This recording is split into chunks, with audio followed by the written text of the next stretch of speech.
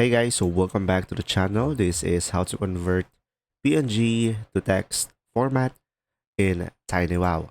So guys, first thing that you will do is just simply go to this website, tinywow.com/image/to-text. I will put the link in the description. Now, from here, you can just simply upload from your PC or drag the files over here. So I'm going to click upload. And now from here, just simply locate the picture that you want to test out and select open.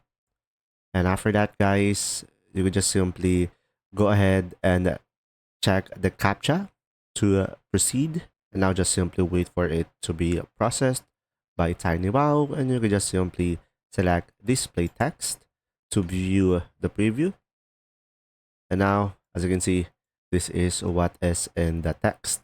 So guys, as you can see, it is now on text type, and you can just simply download it as well, and you can just simply copy it from the doc file.